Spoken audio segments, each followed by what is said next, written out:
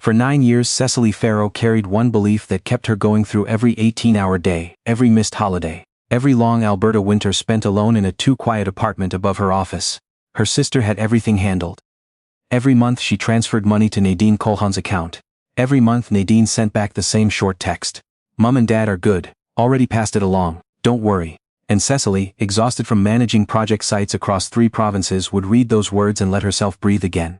She had left Truro, Nova Scotia, 9 years ago with a duffel bag, $2,000, and the kind of stubbornness that makes people either collapse or build something real. She had built something real. At 42 she ran Farrow & Associates, a structural engineering consultancy with 12 employees and contracts stretching from Calgary to Fort McMurray. She had done it by not sleeping enough, not eating right, and not going home often enough. That last part she had always told herself was temporary. She would go home when the company was stable, when the big contract closed, when she had something worth bringing with her.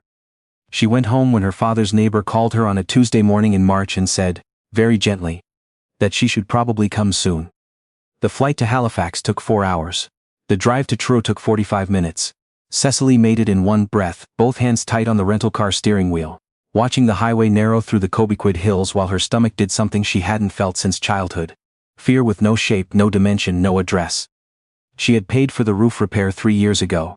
She had sent $3,000 the previous November specifically for a new heating system. The money had always been real. It had always been real. She pulled up to the house on Willowbrook Lane and sat in the car for a long moment. The driveway had cracked badly since her last visit. Long fissures ran across the concrete like something had tried to pull the house apart from below and almost succeeded. The front railing was gone.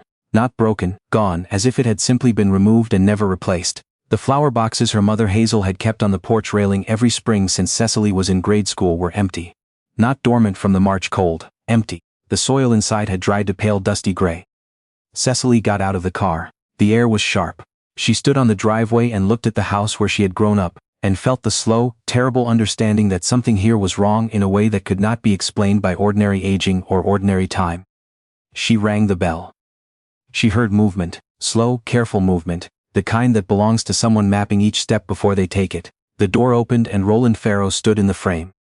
Her father had always been tall, a man who had spent 40 years as a millwright, who carried engine parts on his shoulder without slowing down, who fixed everything, the truck, the furnace, the boat motor, the front step, and refused to be seen doing it with anything less than competence. He was still tall, but he was thin in a way that had nothing to do with health. His flannel shirt hung from his shoulders. His hand on the door frame had knuckles that stood out too sharply, and his eyes, when they found her face, carried an expression Cecily would spend a long time trying to name accurately. It was not surprise. It was not even joy. It was something closer to relief. Deep, private, desperate relief. The kind a person feels when they have been waiting for something good and finally stopped believing it would come. "Cease," he said. His voice was rougher than she remembered. "You're here." She stepped forward and held him. He was lighter than she expected. She felt it immediately. The absence of the weight she associated with him. That solid, immovable quality that had made her feel safe as a child. She held him carefully, the way you hold something you're afraid of breaking. Inside, the smell reached her before her eyes adjusted. Old wood, slightly damp, coffee that had been sitting too long, and beneath those things, something medicinal, faint but present. The smell of a home where illness had made itself comfortable without being invited. Everything in the living room was familiar. Everything was wrong. The couch was the same one from her childhood, the green fabric now faded to a color with no real name. One of the curtain rods had been repaired with what looked like a bent piece of wire. The baseboard heater along the far wall had a piece of cardboard wedged against one side, catching heat and directing it toward the center of the room. Her father had jury-rigged his own heating because the actual heating was not working properly. She had paid for a new heating system last November. She had transferred the money to Nadine specifically for that. She could pull up the record on her phone right now. There was a single mug on the coffee table. One mug. Her mother's kitchen used to have a whole shelf of mismatched mugs, collected over 40 years of life, used for anyone who walked through the door. Her mother Hazel came from the kitchen. She moved carefully, one hand trailing the doorframe as she came through it. The arthritis had been getting worse. She had been getting worse apparently, without anyone telling Cecily exactly how much worse. "My girl," Hazel said, and her voice broke on the second word. Cecily crossed the room. Her mother was smaller, not dramatically, not in the sudden way of illness, but in the quiet, accumulating way of someone who had been putting less on her own plate for a long time. She smelled like the lavender hand lotion she had used since Cecily was small, and when her arms came around Cecily's back, They held on with a tightness that had nothing to do with happiness. They talked about small things: the drive, the flight, the weather, the kind of conversation that floats above everything real. Then Cecily asked her father how the truck was running. The pause before Roland answered was brief, but she heard it. "We sold it," he said, "last fall." She nodded. She did not press him, not yet, but she was already counting things in her head. The empty flower boxes, the cracked driveway, the cardboard against the heater, the single mug, the truck that was gone. She excused herself and took a longer route back from the bathroom through the kitchen. One cabinet door hadn't caught properly and stood open 2 inches. Inside, a box of oatmeal, a tin of soup, a near-empty bag of flour. She looked at the closed cabinets and did not open them, because she was suddenly afraid of what she would find. Half tucked beneath a dish towel on the counter was a piece of paper. She could see numbers. She lifted the cloth. Her mother's handwriting, the print of a woman who had spent 22 years as a school office administrator and took neatness seriously. Down the left side were dates, down the right side were expenses. A third column, in red ink. Amounts circled, underlined, sometimes crossed out. Prescriptions, March, hydro bill, overdue, grocery run, postponed. Cecily stood in the kitchen with the ledger in her hands and felt something slide sideways inside her chest. She placed it back exactly as she'd found it and went back to the living room. Her father's pill organizer was on the side table. She looked at it now, truly looked at it for the first time. The Monday compartment was open. Inside was half a tablet. She looked at Tuesday, the same. Wednesday, the same. "Dad," she said carefully, "these are halved." Roland looked at the table. "They last longer," he said, "that way." The sentence went into her like something sharp and stayed there. Her father, who had worked double shifts at the mill so his children could have new school supplies every September. Her father, who had gone 3 winters in a worn-out parka so Cecily could have a decent coat. Her father was cutting his heart medication in half to make it stretch. "How long?" she asked. Neither of her parents answered. Cecily sat down. She had learned in 12 years of running projects where things went wrong in expensive ways, that calm extracted more truth than anger ever did. She looked at her mother, then her father, and she said very quietly, "Tell me everything." It came out in pieces.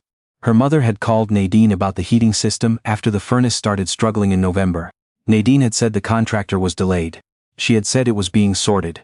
Roland had started wearing 2 sweaters indoors and pretending that was fine. The prescription problem had started 8 months ago when the pharmacy changed his medication to a brand the supplemental coverage wouldn't touch. Hazel had called Nadine. Nadine had said Cecily's business was slow right now. She had said Cecily was embarrassed about it and didn't want them to know. Cecily's business had not been slow. She had transferred $3,000 that same month. "She said you were having cash flow problems," Hazel said quietly. "She said you were doing your best." Cecily pulled out her phone. She opened her banking application and scrolled back through 9 years of transfers to Nadine Colcown. Every memo still there, for Mom and Dad. For Dad's checkup, groceries and prescriptions. Don't let them go without. She turned the screen toward her parents and held it there without speaking. Roland leaned forward. He was quiet for a very long time, his mouth open slightly then closed. Then he said, in a voice she barely recognized, "We never saw most of this." Hazel pressed both hands over her mouth. "Sometimes she brought cash," Hazel said. "Not often, $100 here and there. She said things were always almost sorted. She said to be patient." A pause. "She said you were doing your best." Something cold moved through Cecily. Not anger yet. Something older and more thorough, the recognition of a pattern, not a mistake. A pattern, sustained over 9 years, with her parents on one end and herself on the other and Nadine standing in the middle, deciding what truth was allowed to pass through. She drove to her brother Liam's house the next morning. He lived 20 minutes away in a newer subdivision off Highway 104, and when he opened the door he looked exactly like a man who had known this conversation was coming. Not startled. Guilty in the exhausted, sunken way of someone who has been waiting to be caught and has stopped sleeping properly in the meantime. "How are they?" he asked before she said a word. "Cutting pills in half," she said. Liam closed his eyes. They sat at his kitchen table. She asked how long he had known. He wrapped both hands around his coffee cup and didn't drink from it. 4 years ago, he said, he had been charged with impaired driving in Pictou County. He'd had points on his license already. Nadine had found out. She had helped make it quiet. She had never let him forget it. Not directly, he said. She'd just mention it, casually, in a way that made the message clear. "She blackmailed you," Cecily said. He flinched at the word but did not disagree. He had told himself Nadine was handling things in her own way. He had told himself their parents were managing. He had seen Roland's hands shaking at Christmas. He had seen Hazel counting change at the grocery store. He had walked away because walking away was easier than the alternative. and he had been ashamed of that every day. He reached into the drawer beside the refrigerator and set a folder on the table. Inside were receipts, bank statements, and screenshots of text messages between him and Nadine over the past 2 years. The first read, "Don't make this harder than it needs to be. You know what happens if things get messy." The second, "I'm handling it my way. Stay out of it." The third, from 6 months ago, "This is almost sorted. The less you know the better." Sorted, always almost sorted, the same word she had used with their parents. Cecily picked up the folder. "There's something else," Liam said. She looked at him. "The property on Pictou Road," he said. She hadn't thought about that lot in years. Her father had purchased it in 1994. An acre and a half behind his cousin's old farm. Bought cheap because nobody wanted it then. Held across 3 decades because Roland Farrow had always said a man left something behind for the people who came after him. He had shown Cecily that lot when she was 12, standing in the overgrown grass with his thermos, talking about what he might build someday. A small cabin. A woodworking shop. A place where the grandchildren could find something real in summer without having to drive anywhere to find it. He had held that land through lean years and surgery years, and the years when Hazel's arthritis cost more than the pension could absorb. Nadine transferred it, Liam said. 6 months ago, into her name. She told Dad it was a tax thing. She said properties in elderly owners' names create complications for the estate. She said it was temporary. He paused. She brought a form and Dad signed it. His reading glasses broke last spring and he hasn't replaced them because there was no money for it, and the print on the form was small. Cecily stood up from the table without deciding to. She walked to the window. Outside in the cold yard, a blue jay sat on a fence post, completely still. She looked at it for a long time. Her father had carried that lot for 30 years. He had talked about it with the same quiet pride he reserved for very few things. His marriage, his children's accomplishments. The year he rebuilt the boat motor from scratch. It was not expensive land. It was never going to be worth much. But it was proof that a millwright from Truro could leave something behind with his name on it. And Nadine had sat across from him at the kitchen table, with forms and careful language, and taken it from him, while he squinted through broken glasses and trusted his daughter. "I need a signed statement from you," Cecily said without turning from the window. "Every message, every time she used the DUI against you, every conversation you were part of. All of it." "I know," Liam said. She turned around. He looked smaller than she had ever seen him. Not weak, smaller, the way people look when they have finally set down something they have been carrying for too long. "When Mum and Dad hear about the driving charge," he started. "You don't soften it," she said. "You tell them the truth, same as everything else." He closed his eyes. When he opened them, they were red at the edges. "I know," he said again. That night, Cecily sat at her parents' kitchen table long after Roland and Hazel had gone to bed. She arranged everything in careful rows. 9 years of bank transfers, the text screenshots, a photograph Liam had taken of the property transfer document, her father's pill organizer, her mother's ledger. She photographed all of it. She backed it up to 2 separate locations. Then she went to the filing cabinet and found an old birthday card her father had signed years ago. Roland's signature, large and slightly leftward leaning. The natural script of a man who had spent his life writing mostly by hand. She held it next to the property transfer document under the kitchen light. The signature on the transfer form was wrong. Not dramatically wrong. Wrong in the specific way that told her someone had studied Roland's handwriting carefully enough to copy the shape of it, but had not captured the movement underneath. Her father's genuine signature carried a slight drag at the close of the R, an unconscious slowing from the arthritis in his right hand. The signature on the form was clean and finished. Controlled. Someone trying to be Roland Farrow, but not having lived in Roland Farrow's hands. She photographed both. She labeled the folder clearly. At 11 o'clock she called a Halifax lawyer who specialized in elder financial abuse and property fraud. She left a detailed message. By the time she finished, the list of what she had was longer than she had expected when she landed in Truro 48 hours ago. She paid the overdue hydro bill from her phone before she went to bed. She paid the pharmacy balance and set up a direct account in her parents' names. Nothing passing through Nadine. Nothing touching Nadine's decisions. She arranged a physician's appointment for the following week. Those things took 40 minutes. They cost less than a single one of the transfers she had sent Nadine in the last 9 years. Martin Gould called back at 9 the next morning. He spoke with the steady efficiency of someone who had handled cases like this before, and understood that the person on the other end was not looking for caveats. He listened without interrupting. He asked 6 questions. When she answered the last one, he said, "The signature discrepancy alone may support a criminal referral. The financial abuse pattern over 9 years strengthens everything else considerably." "What about the property?" "We can file an emergency stay on any further disposition of that lot today. If she intends to sell, we need it blocked now." "File it today," Cecily said. That evening, Nadine Culkin came to the house on Willowbrook Lane. She had come because Cecily had called, and said simply that she was home and they needed to talk. Nadine arrived wearing the expression she had always worn to difficult conversations, composed slightly ahead of the room, already prepared, with the version of events she intended everyone to accept. She was 47. She looked at Cecily across the living room, and smiled in a way that expected the smile to be returned. Liam was already there, seated near the window. He did not look at his older sister. Roland and Hazel were on the couch. Cecily stood at the kitchen table, which was covered with papers. "Sit down," she said. Nadine's smile shifted. She sat. Cecily went through it the way she would have presented contested findings on a disputed project, clearly in order, without unnecessary language. 9 years of transfers, every memo, every amount, the heating system money that had not become a heating system, the prescription money that had not become prescriptions, the property transfer document, the signature comparison, the text messages to Liam, the truck sold to cover what should never have needed covering, the ledger her mother had kept in private, the careful columns, the circled shortfalls. Nadine tried to speak twice. Cecily kept going. When she finished, the room was quiet. Roland pushed himself forward in his chair, carefully, because everything required care now, and when he looked at his oldest daughter there was no anger on his face. Something worse, a father looking at someone who had used his love as a tool and finally understanding, completely, how long that had been happening. "Your mother kept a secret notebook," he said, his voice not wavering.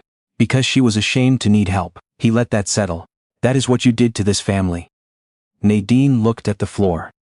There was nothing she could say that was equal to that room. The confidence that had carried her through 9 years of careful management, of messages and decisions and convenient silences, had nowhere left to go. Cecily filed the elder financial abuse complaint the following morning. The property transfer challenge was already in motion. Martin Gould had confirmed his assessment of the signature and had begun contacting the land registry. Liam's sworn statement was being prepared. The investigation would take time. The outcome was not guaranteed. These were the facts, and she held them without illusion. But there were other facts too.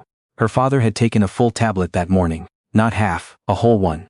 Her mother had let Cecily take the ledger notebook from the counter and set it in the recycling, and she had stood there watching it go without saying a word, and then she had gone to the window and looked out at the bare flower boxes and said quietly that she thought she'd plant sweet peas this year, maybe some marigolds along the edge.